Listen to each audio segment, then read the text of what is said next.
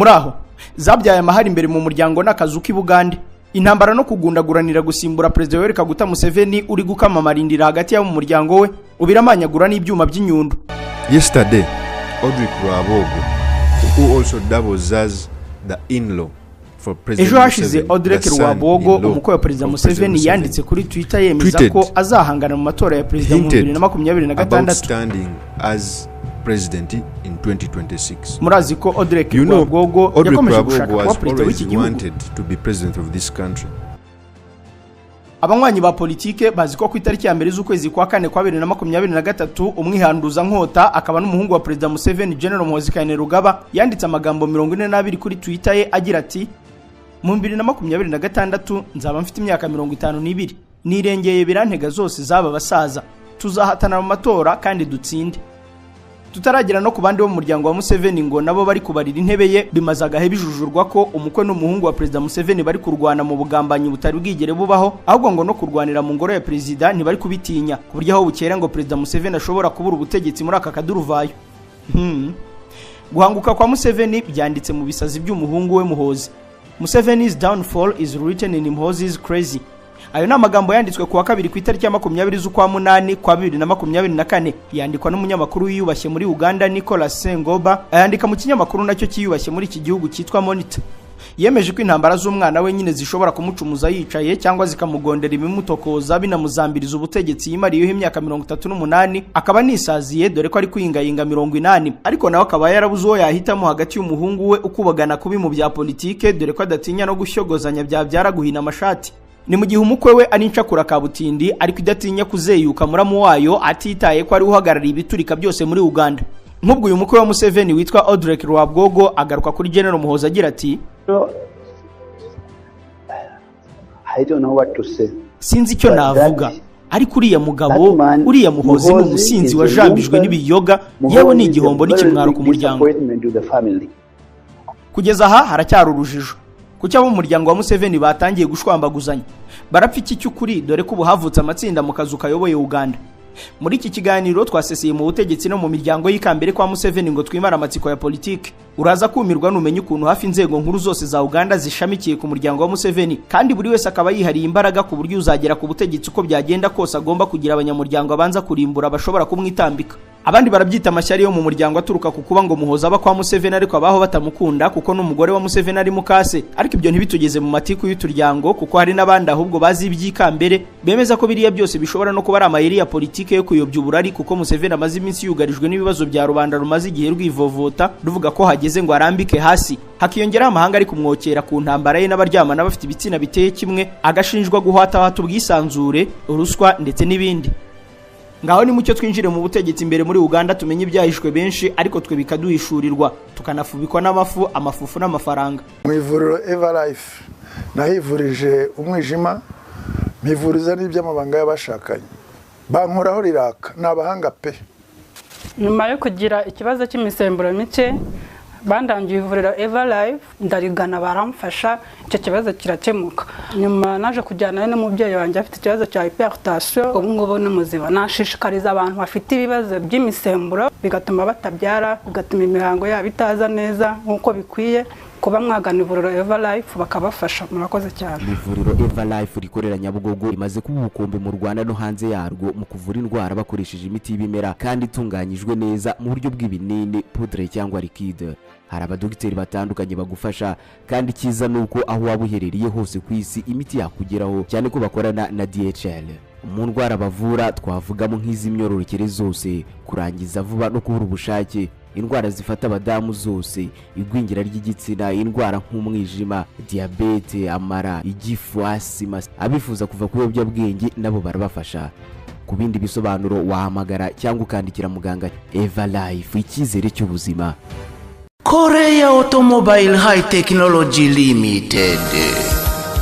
izi ni inzobere mu bukanishi bw'imodoka zikorerwa muri Korea nka Kia na Hyundai, zifashisha ikoranabuhanga rigezweho zigasuzuma ikinyabiziga abakanishi bakagikoraho rikaka. Niba kandi uri no ku rugendo imodoka yawe ikagira ikibazo, hamagara aba bahanga bakudepane aho kuyiha barupigapiga ngo bayangize kurushaho. Aha hari na piyesi zose z'imodoka zakorewe muri Korea, bakagira n'amavuta meza cyane yo mu bwoko bwa Kicks, yaba ya motera, ya buwate na ya feri, atuma ubuzima bw'ikinyabiziga cyawe buramba. Batera irangi imodoka igasubirana agaciro, bayoza igataha ari mutongoro. Namwe mutunze imodoka z'ubundi bwoko cyane cyane ubu bugezweho, ibanga ni uguhora ugisha inama muri Korea Automobile High Technology, bakagukorera maintenance, imodoka igahora ari mu ryerye. Ni Gikondo hateganye neza na paruwasi gatolika ya Gikondo.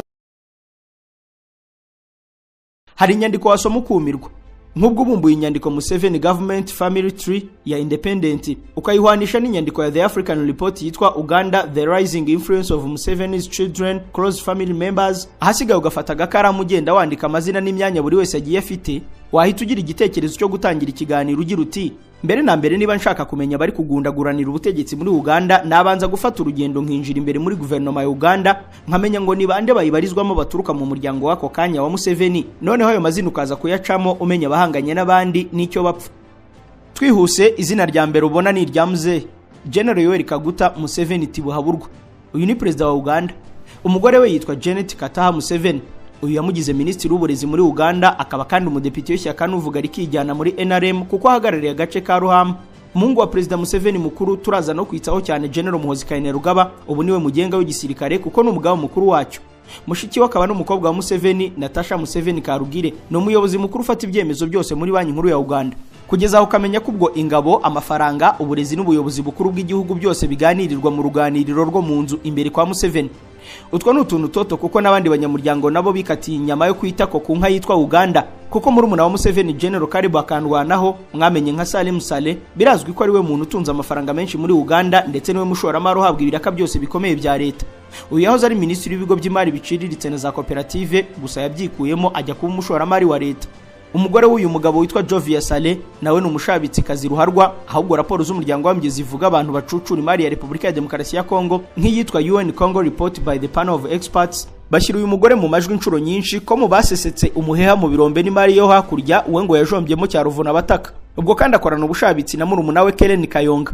Wumve ko uyu yigeze gutsindira isoko ryo kohereza abashinzwe umutekano muri Iraq binyuze muri kampani y'icunga umutekano yitwa Askar. Bright Kanyontore rwa Mirama, uyu ni mubyara wa Museveni, niwe minisitiri w'amatungo n'ibiyakomokaho, akaba n'umudepite uhagarariye agace ka Isingiro. Shadrack Nzeyire ni umuvandimwe wa Museveni, niwe chairman wa NRM mu gice cyose cya Kiruhura. Dr Violet Kajubili ni mushiki wa Museveni, ni umudepite kandi yabaye minisitiri inshuro nyinshi. Kuri ubu birazwi ko ari gufasha muramukazi we ibijyanye no kuyobora amashuri kuko yabaye igihe kinini muri kaminuza ya Makerere. Ahubwo umuhungu we akaba namwishywa wa Museveni Dr Joseph Oekwahu ni umujyanama wa perezida mu by'amatungo.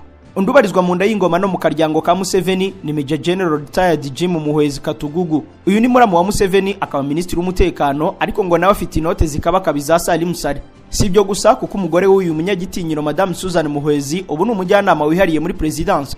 Dr Faith Katana Milembe ni mubyara wa Museveni, yamugize umunyamabanga bwite wa perezida ushinzwe iby'amashuri. Hakaba undi mugabo wihariye ukwe rero Sam Kahamba Kutesa. Uyu mwibuke ko yabayeho minisitiri w'abanyamahanga wa Uganda kuva mu 2015 kugeza 2021. Ubu yibereye umushoramari ava mu bya politike, ariko imbaraga ze zirindwa mubi. Uyu mugabo rero afitanye isano na Museveni rinyuze ku muhungu we Muhoozi. Ibi ntituri bubitindeho, ariko benshi mu bakurikirana hafi politike ya Uganda murabizi. Nawe rero numwe mu bajejeta gitinyiro muri Uganda kuko n'igihe Uganda ariyo yariyoboye inama rusange y'umuryango wa 1969 mu mwaka wa 2014 na 2015, niwe wagiye mu mujishi wa Uganda ku buryo mu muryango w'uyu mugabo nabo birunze ku bwinshi mu ngoma ya Museveni. Nk'ubwo mwishywa w'uyu mugabo witwa Ameri Anne Kiambade ni umunyamabanga mukuru wa perezida ku by'inganda, naho umukwe we Colonel Alan Matsiko ni umuyobozi wa brigade ya 303. Umwanya yagiye havuye ku kuba directeur w'ubutasi muri Special Forces Command. Ibyo byakujyana mu gisirikare ku buryo nabwo wakumirwa. Nka Major General Steven Sabiti Muzeyi yabaye umuyobozi wungirije wa polisi, aba umuyobozi wa military police ndetse n'ingabo zirinda Museveni. Uyu mubyara wa Museveni ubu ni umuyobozi mukuru w'Uruganda n'ikigo karahabutaka gishamikiye ku ngabo za Uganda kizwi nka National Enterprise Corporation. Afande Henry Tumukunde ni ujya ucishamo agakingira ikibaba Museveni akiyamamazanya nawe. Mu 2021 yahanganiye umwanya wa perezida ngo barebe uko batangatanga Bobi Wine. Gusa nawe birumvikana ko ari akaryango kuko n'umugabo wa Stella Tumukunde mubyara w'umugore wa Museveni. Hirya rero hakaba undi mugabo wihariye ukwe witwa Moses Byaruhanga. Uyu afatwa nk'umuvunyi mukuru mu butegetsi bwa Museveni kuko niwe muyobozi mukuru w'abajyanama bose ba Museveni. Uyu kandi ni nawe uyobora ibikorwa byose byo kwiyamamaza no gukundwa mu gihugu. Umunyamakuru akaba n'umushakashatsi Andrew Mwenda yemeza ko umwanya wose wakenera ukomeye ku ngoma ya Museveni ntunyure kuri Byaruhanga ngo impanga yawe yaruhira nzira. Uyu Andrew Mwenda nawe yashatse mu byara w'umugore wa Museveni, ariko uyu mugabo we birazwi ko yifitiye ubwenge karemano mu bijyanye n'amacenga n'imikwaju ya politike, ku buryo ngo ari we wagiye acura akanagegena politike nyinshi z'agahandura nzovu muri Uganda. Abandi babyara b'umugore wa Museveni bafite imyanya muri politike ni nka Hope Nyakairu, umunyamabanga ushinzwe imari muri presidence, Johnny Sabune, Bob Kabonero, Annington Karuhanga, bose bafite imyanya mfatamyanzuro. Urebye n'abandi bo mu muryango wa Museveni wababona rwose. Kugeza ariko twaba twibagiwe kuvuga umukwe wa Museveni wihariye, Bwana Odrek Rwabwogo. Uyahagarariye itsinda ry'abajyanama ba perezida mu by'ubucuruzi budasanzwe bw'ibisohoka bijya mu mahanga, binatumizwa mu mahanga ndetse no kuzahura ubukungu bwa Uganda. Iri ni itsinda ryihariye kuko risa nkaho rikora nka Minisiteri y'Imari, igenamigambi n'icurabukungu. Ibyo rero bikagira uyu mukwe wa Museveni kitabashwa kuko binazwi ko ari umunyadukoryo twa politike. Mbere yo kujya mu bindi, ubutegetsi nk'ubu aho umuryango umwe cyangwa agatsiko k'abantu cyangwa ishyaka rimwe aribo bihariye ubutegetsi muri politike bwitwa aristocracy, nuko bikemezwa ko igihugu ari state capture. Ubwo muri politike bakaba barengurira ko igihugu cyashimuswe n'utwo dutsiko, hanyuma ibyo nabyo bikabyara banana republic. Muribuka ko yo twayivuzeho mu bindi biganiro. None si intambara muri aba ba aristocrate ziteye gute? Kimwe mu bintu birimo kuvugwaho cyane ku isi muri iyi minsi ni izamuka ry'ibiciro by'ibikomoka kuri petrol. Iyo igiciro cya essence na mazutu kizamutse, nta kindi giciro kitazamuka, kuva ku rusenda kugera ku mashini zikora izindi mashini. Ingaruka zabyo twese ziraturya. Twese tuzi kurondereza amafaranga, tukarondereza ibiribwa, ariko ni gute tutarondereza ibicanwa nka essence na mazutu? Uretse gato, uri umumotari utwara abagenzi muri bus cyangwa se ufite imodoka yawe ariko ntabwo uzi X-Caps. Ni ibinini bishyirwa muri reservoir ya moto cyangwa se imodoka, bigatuma inywa essence cyangwa se mazutu nke, ikagira ingufu nyinshi kandi ikagabanya ibyotsi yasohoraga, kubera ko ibi binini bigabanya ingano ya dioxide de carbone muri essence cyangwa muri mazutu, ibihita birengera ibidukikije. By'umwihariko kuri moto, ikinini kimwe ugishyira muri reservoir mbere yo gushyiramo essence kikagabanya 22% kuri essence moto yawe yanywaga. Ni ibinini biri mu moko menshi, kuva kubishyirwa mu tumuto duto kugera ku mashini za rutura zihinga n'izikora imihanda n'iziterura ibiremereye. Ni ibinini bikorwa n'ikigo cy'abanyamerika cyitwa MPG Extreme. Hamagara 07 88 33 82 47. Mu mujyi wa Kigali, X-Caps ziboneka mu bice bitandukanye, by'umwihariko muri gare yo mu mujyi muri downtown, ahaparika bisi zijya Nyabugogo na Kimisagara. Ni hafi y'amarembo arebana na Chic ndetse no ku isoko rya Nyarugenge mu muryango wahoze ukoreramo Konka. Ubu nibwo buryo bwiza bwo kuzigama amafaranga icyarimwe urinda n'ikinyabiziga cyawe.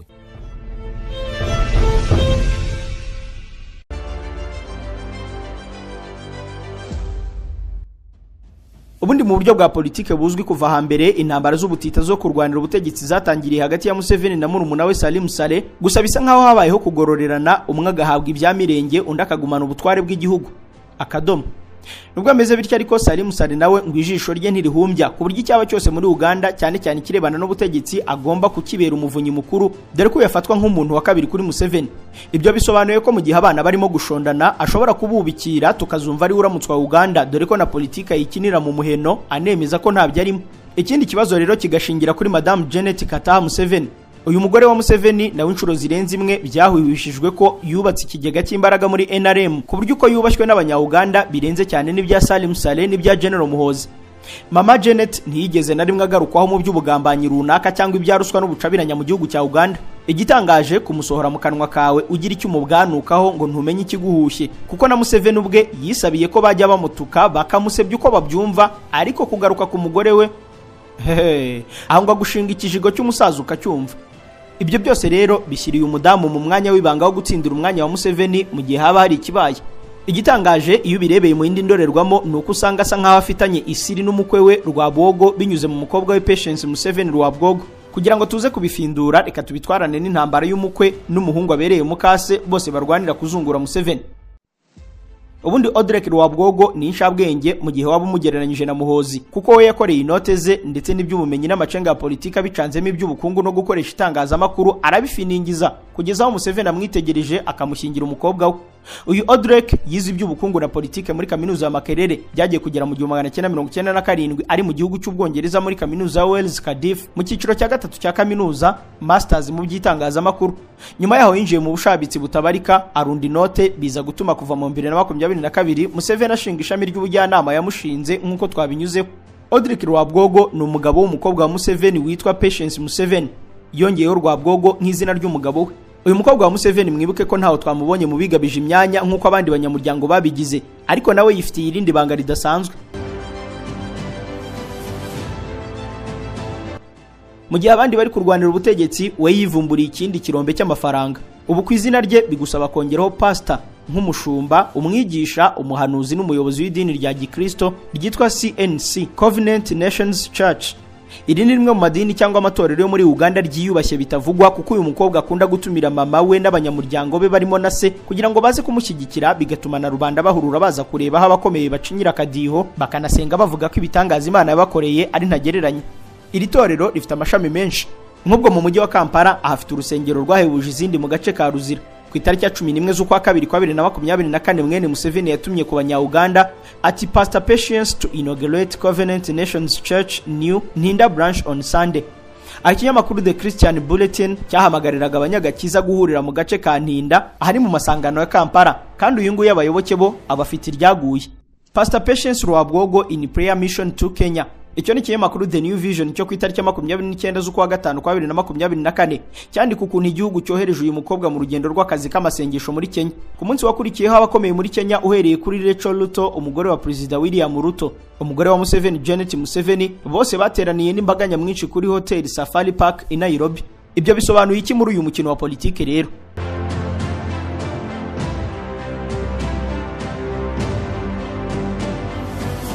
Bisobanuye ko iyo mbaga nayo mahanga mwizera nk'umuvugabutumwa n'umukozi w'Imana uhengerezaho abandi batareba, agahanura ibizaba n'ibitangaza byivanzemo. Iyo mbaga yose rero iri inyuma ya Rwabwogo, iri inyuma ye kuko n'ubundi uyu mukobwa nta vindi imwe na General Muhozi nka kumwe twabivuze, ndetse no mu masengesho ye yose nyina bahari, ku buryo kuba Audrey Rwabwogo ashobora gukoresha umuvuno w'amasengesho abicishije mu mugore we na nyirabukwe kugira ngo azagere ku butegetsi, nta kubyibeshyamo cyane byabibarizwamo kuko turaza kubibonera ibimenyetso.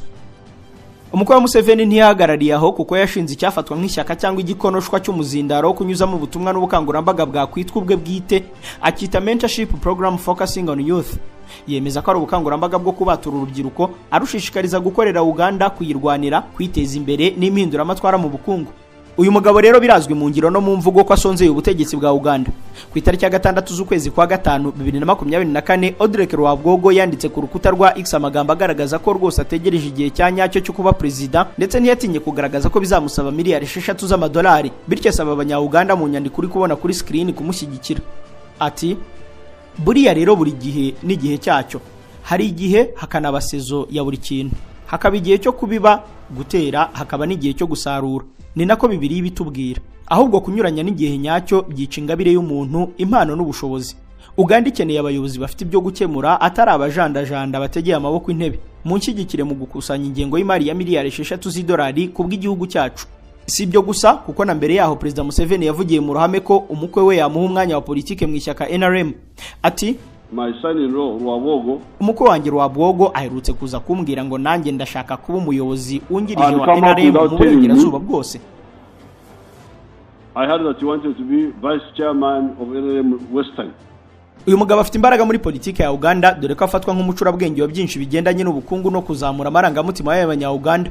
Nk'urugero, ku itariki ya 15 z'ukwa 4 kwa 2024 Rwabwogo yadukanye umushinga udasanzwe wo gutanga ibihembo ku banya-Uganda bashesha kanguhe ariko bagiriye umumaro igihugu mu ngeri zitandukanye. Uyu mugabo rero n'itsinda ry'ubujyanama bwa Museveni badutse basaba Museveni gutumira abo basaza n'abakecuru bagiriye igihugu akamaro, akabaha ibihembo mu birori bidasanzwe ngo bizajya bituma abakiri bato baharanira kurwanira, gukorera no guteza imbere igihugu. Icyo gihe Museveni yasingije cyane Rwabwogo biratinda. Ati I want to salute Mr. Audrey Rwabwogo and his group for ndashaka gukurira ingofero no gushimira Audrey Rwabwogo n'itsinda rye kubwo kwibuka gukorera iki gikorwa no kugikurikirana. I normally support them, but they are buri the gihe ones who thought of ndabashyigikira the idea. ariko nibo badukanye So I'm iki very happy gitekerezo. that Rwose ndishimye Mr. cyane ku bwa Rwabogo and Rwabogo his group n'itsinda rye bafashe izi have nshingano taken this zidasanzwe. responsibility. Again, I thank Rwabogo and his group. What you are doing nongere is rwose very nshimire good. byimazeyo To Rwabogo remember n'itsinda all rye kuko ibyo bari gukora ari byiza cyane kuko kwibuka aba basaza old n'abakecuru men and old women is very, very, very, very important. Not only for them, but even si for byiza you, kuri bo the gusa young people. ahubwo ni na byiza no kuri mwe mukiri bato Because kuko you muzabasha will be able kubona to- ko to nimukora see ibyiza that if I do muzabishimirwa. something good, I will be appreciated. nyamara ibyo byose bisa nk'aho atabikangisha General Muhoozi Kainerugaba wifitiye imbaraga z'imbunda, amafaranga n'inshuti z'abakomeye bo mu mahanga barimo yewe na uncle we Paul Kagame nk'uko akunze kubyivugira. Uyu mujenerali nawe yagiye inshuro zose agaragaza ko bitinde bitebuka gomba azabe perezida wa Uganda, ahubwo yagize atya ashinga icyakwitwa nk'ishyaka rya politiki.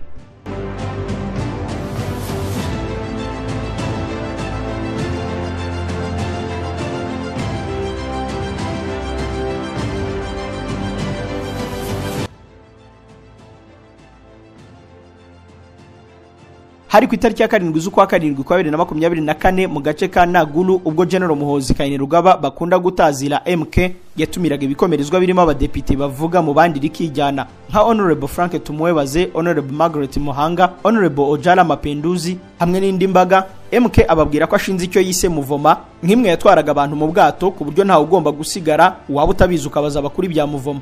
Iyo ya Muhoozi yayise The Patriotic League of Uganda, asobanura ko ari ihuriro ry'urubyiruko n'inshuti zimwikundira nawe akazikunda bagambiriye kurwanira hazaza heza y'igihugu. Aho uretse kubeshyanya bimwe bya politike uvuze ko ari ishyaka waba uri hafi y'ukuri. Ibi rero byiyongera ko hirya no hino Muhoozi yagiye ashandikisha abayobozi mu nzego z'ibanze, abadepite, abanyamafaranga n'undi wese ushobora kuzamurengera mu ntambara y'indyankurya ari kwitegura n'abanyamuryango be kuri ubu batamworoheye. Ibyo byo gushandikisha no kwigarurira inshuti ni nabyo byashibutsemo intambara kuri ubu irimbanyije hagati ye na muramu we ubu bameranye nabi. Muti byagenze gute rero?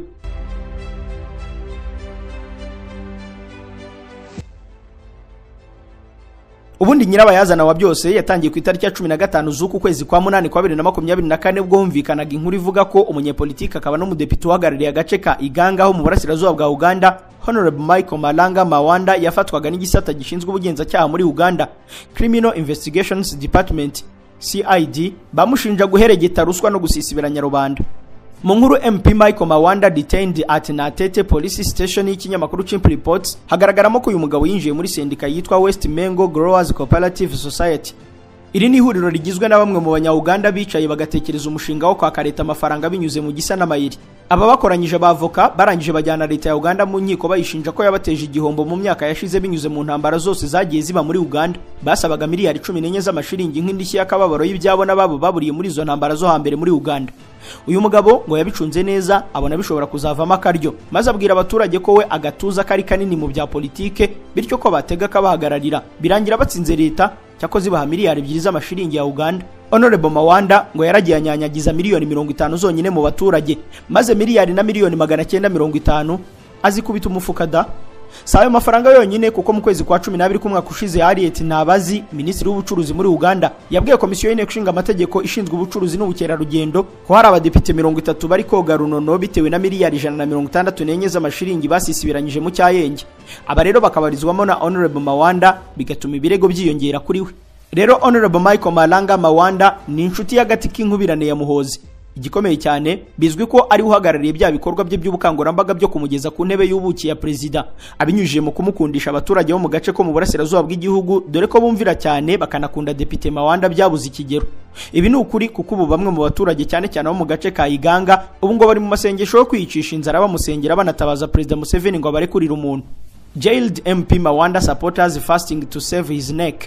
Abashyigikiye umudepite Mawanda wafunzwe ubu bari kwiyiriza ngo barengere ukurokoka kwe. Iyo nkuru wayisoma kuri Nail Post ukumirwa. Mu yandi magambo, gufunga Mawanda Muhoozi yabifashe nko kumuhirikira inkingi ya mwamba mu nzu yarari kwiyubakira. Akimenya ko yafunzwe, umujinya wamubize mu ruhanga maze yirukira kuri X aho nubundi aturi ibibazo bye byinshi, maze arandika ati Michael Mawanda ni imfungwa ya politike, yajyanywe mu munyururu kumva za politike n'abantu bo muri NRM bahwinagiye bamushinja ibyaha bikomeye byo gushyigikira Muhoozi Kainerugaba mu gace ka Bushenyi. Kunshyigikira ni nacyo cyaha cyonyine yakoze. Mufungure Mawanda. yarangije kwandika ibyo yumva ntanyuzwe maze aza kungamo ko agahinda gakomeje kumutigisa kubw'inshuti ye akaba atakomeza guceceka kuko hari ibindi bisambo byasahuye mu binyacumi byinshi bikaba ngo bikiri n'ibiminisitiri mu butegetsi bwa Uganda. Yasoje asaba se kumva amarira ye.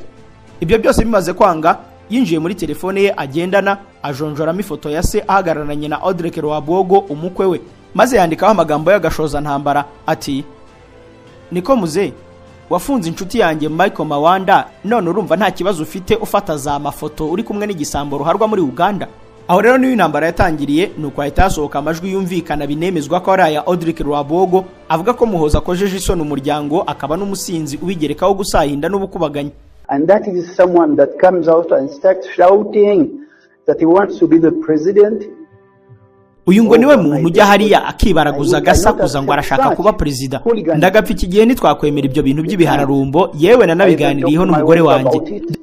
They had fought a huge battle for him to leave alcohol. Dore barwanya intambara nyinshi kugira ngo areke inzoga, ariko akomeza kunywa kandi iyo yasinze akora ibitera shozi. Buri wese arabizi. Everyone knows.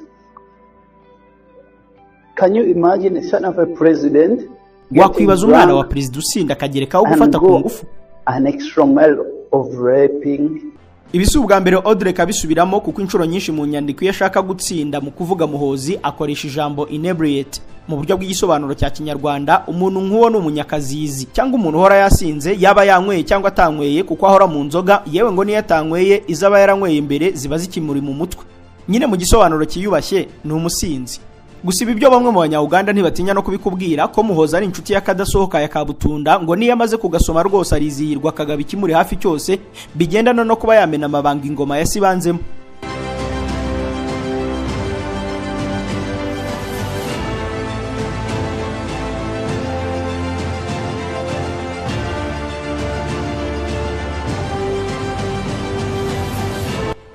Nubwo ariko guhangana bigaragara muri iyi minsi, usubiye inyuma ugaperereza imibanire y'aba bombi usanga kuva hambere bararanzwe no gushondana, kuko Audrey Rwabogo akunda kuvuga ko atazaba mu gihugu gitegekwa n'umusazi w'umusinzi, undi nawe akavuga ko icyo kijura cy'igisivile kirirwa kibwanuka nikireba n'abazakereka. Icyaje kubigira bibi cyane rero, mu mwaka ushize yavuze amagambo asa n'urengurira ko afite amakuru ko Muhozi yakomeje gushaka gutembagaza ku butegetsi papa we, ariko agenda amutangira. Ibi Audrey Rwabogo yabivuze akoresheje wa muvuno w'amasengesho n'ibya Bibiliya twavuze ko asa n'ubihuriyeho n'umugore we na nyirabukwe. Umva uko yabivuze. In the second book of Kings, chapter 19, mu gitabo cya kabiri cy'abami umutwe wa 19 batubwira ukuntu umuhungu umwami Dawidi witwaga Abusalomo yakoze ubugambanyi bwo guhirika se. Noneho umugaba mukuru w'ingabo witwa Joamu aza kwica Abusalomo. Noneho rero Dawidi aho gusingiza ingabo z'igihugu kubwo guhagarika ubwo bwigumure n'ubugambanyi, ahubwo yaragiye aririra umwana we wagambanye.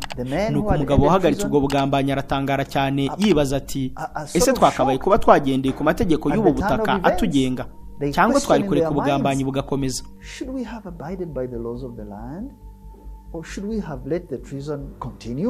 Muhozi nawe nyuma yo kubona ko bashobora kumusahurira mu mugono, yahise yadukana ibyo kubacyurira mu mayeri y'imvugo z'abizera.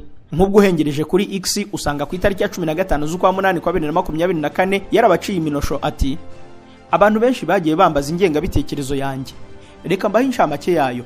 Ngewe nizera Imana Data ushobora byose, umuremyi w'ijuru n'isi, nizerera no muri Yesu Kristo umwana wayo w'ikinege, umwami wacu wasamwe ku bwa Roho Mutagatifu, wabyawe na Bikira Mariya, wababajwe na Ponsiyo Pilato, arabambwa, arapfa, arashyingurwa, yamanutse kuzimu, ku munsi wa gatatu azuka mu bapfuye, azamuka mu ijuru, yicara iburyo bw'Imana Data ushobora byose, aho azava aje gucira imanza abazima n'abapfuye.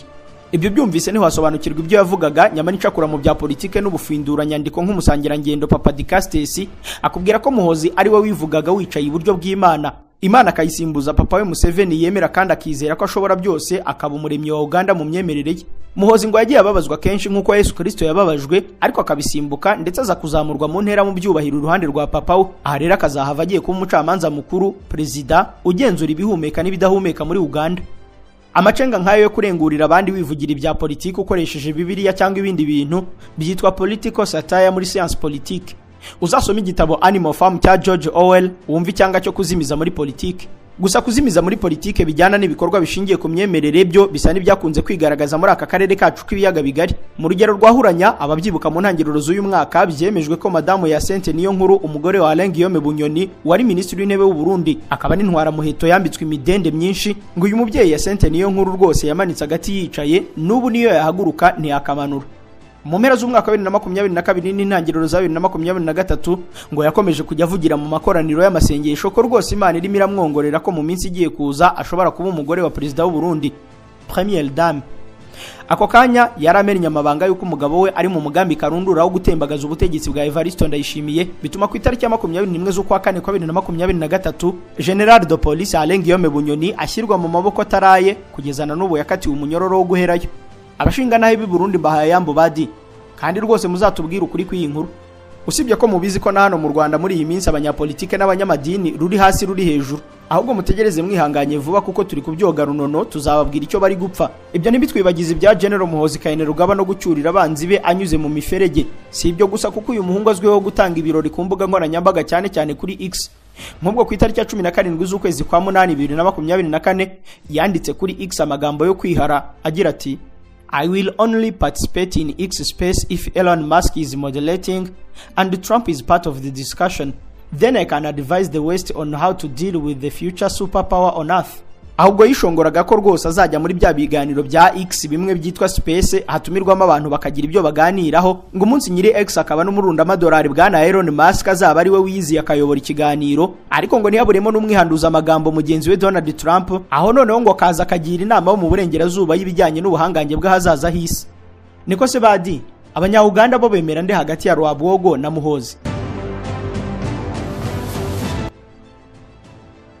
Kuri iyi ngingo ikizwe nuko abanya-Uganda bavuga ko iyaba batemanaga bakarimburana bose noneho bose bakagenda, kuko abenshi bafata umuryango wa Museveni kuva ku mukuru kugeza ku mwuzukuru nk'umuryango wabanyunyuje ukwihererana ibyiza byose by'igihugu nta no kuvunguriraho rubanda. Nubwo yameze bityo ariko Muhoozi ni usa n'ufite abanzi benshi imbere muri Uganda bishingiye cyane kuko bari we inkota zose ziri gutungwa. Ikindi nawe arabyikururira binyuze mu bikorwa dasibamo birangwa no kwibazwaho n'ubyumvise wese, cyane cyane amagambo nyina anyuza ku mbuga nkoranyambaga ze we na ruriya rubyiruko rwe rwemeza ko ruzamukurikira no ku muryango w'ikuzimu cyangwa mu ijuru. Abo bavuga gutyo ariko abanyapolitike bamwe bamwanga urunuka bamushinja kujya mu mikino ya politike kandi ari umusirikare, ibintu binyuranyije n'amategeko ya Uganda. Honorable Ibrahim Semujunganda, umudepite mu nteko ishinga amategeko akaba n'umuyobozi w'ishyaka Forum for Democratic Change, yanga urunuka ibyo Muhoozi ahoramo, ahubwo bavuga ko ibintu by'ibirori ngo n'iminsi y'amavuko bitwara akayabo ngo abikoresha nyuma yo gusahura igisirikare cya Uganda ahagarariye. Ati So who is Muhoozi Kainerugaba? Ese ubundi uwo Muhoozi Kainerugaba ari muntu ucyurenga ku mategeko? Because his conduct, the tweets he's been sending, kuko inyifato ye nka za tweet agenda yohereza n'ibintu atangaza ngo iminsi n'ibirori by'amavuko, ahubwo biriya bintu byo gutera inkunga ibirori by'amavuko ni ikintu cyo gukorwa iperereza, kuko twabwiwe ko aya mafaranga yavuye muri UPDF. Kuri ibi hiyongeraho ko hari abajenerali kuva hambere bakomeje kwijujuta ko batazategekwa n'umwana bateruye ari uruhinja ngo bamuterere isari. Nk'ubwo bitaragera aha hose mu 2023 General David Sejusa yavuze ko ibyo Muhoozi yigira byose nta uzamwubaha, ahubwo uyu niwe wa mbere wagaragaje ko hari ikintu cyitwa MK Movement isa n'iyabyaye kiriya gisa n'ishyaka cyitwa The Patriotic League of Uganda cya Muhoozi Kainerugaba. Ku ruhande rwa Audrey Rwabogo naho abenshi bamushinja kuba umuryi wa ruswa wujuje ibyangombwa by'ikirenga, uyu ngo agahora no mu bugambanyi bw'inyungu ze bwite n'imiryango yo kwa Museveni, kuko kuva yajya mu mwanya w'ubujyanama kuri Museveni mu by'ubucuruzi ngo imisoro n'ingamba byashyizweho mu by'ubucuruzi bwabo bwinjira n'ubusohoka ngo bwose bugamije kunyunyuza rubanda, mu gihe igihugu cyagiye cyunguka ibintu birimo nk'ibirombe bya zahabu, gaze na peteroli byagombaga kuba byaragabanyije itumbagira ry'ibiciro, ubukungu bugashikama n'ibindi, ariko ibi byose bikaba bitarakozwe kandi ari ubijejwe kuko ngo ntacyo yabwira Museveni ngo acyange. None se ubundi muri ibi byose Museveni we ashyigikiye nde hagati y'umuhungu we n'umukwe we? Mu buryo bwa kibyeyi birumvikana ko agomba kuba iruhande rw'umuhungu we, ariko ubusanzwe Museveni abamuzi bamuzi nk'umunyapolitike buri gihe uzi gukoresha abantu, ariko utagira uruhande urwo ari rwo rwose uzapfa kumwumvaho yarugundiriye no muri politike mpuzamahanga. Ibyo abarizwamo n'ibikorwa bye byose nk'ibibazo bya Repubulika ya Demokarasi ya Kongo uzumva bivugwamo gake cyane kandi mwibanga n'ibikuta bitamenye. Umusaza aba araho yicecekeye n'ingofero atamiriza mu mutwe we. Ibi biri kuba rero mu buryo bwa strategy ya politike bisa n'ibiri mu nyungu ze, kuko yenda rubanda n'amahanga bari bamaze iminsi bari kwibaza ku butegetsi bwe, ubu bagiye kuba birirwa muri Rwabwogo na Muhoozi bikomeze ku buryo ahubwo hari no watekereza ko yabishyigikira bishyongeza we adafasha uruhande. cyakora ntiyabuze guhamagaza umuryango we maze ababwira gusigaho. Museveni warns on conflict amid Muhoozi Rwabogo crash. Uwo ni umunyamakuru George Hasimwe wa Chimp Reports asubiramo ukuntu Museveni yasabye Muhoozi na Rwabogo koyayo. Ni mu nama y'abagize NRM bakorera mu ngoro ye, abandi bita umuryango we. Gusa koko guhanganisha ibitekerezo bifutamye no gutukana bigendana n'ikinyabupfura gike cya politike, gushondana no gukoresha imbaraga zindi zitari ibitekerezo biboneye kandi byubaka mu kugera mu myanya runaka y'igihugu, n'inzira yakwitwa y'ubuhone no guhonyora hazaza ha Afurika. Kuko abahanga bemeza ko uburyo bwa politike bwo gutsinda bwitwa geniocracy ngo nibwo rudori bushobora gufasha abanyafurika bunababatura mu butiriganya, ruswa, ubusahuzi n'urugomo rwa politike. Kuba tabizi rero, geniocracy ni uburyo bwa politike n'ubwoko bw'imiyoborere aho abayobozi n'abategetsi baharanira inyungu zabo bategeka aho gukina politike y'inda, noneho bakajya bashyira mu myanya abakozi bashoboye, abaciye akenge, bamwe batanga umusaruro wihuse mwinshi kandi mwiza, quantity and quality, nta byikene wabo n'inda kuzi, itonesha n'inda gufasha, ubugugu, kwikubira, gusahura no gusisibiranya ibyagasangiwe n'abanyagihugu bose. Nyaboneka ibyo byose ngo bigashyirwa hasi, maze mukareba ko mu myaka iri imbere Afurika amafufu n'amafaranga bitadufubika koko. Bye.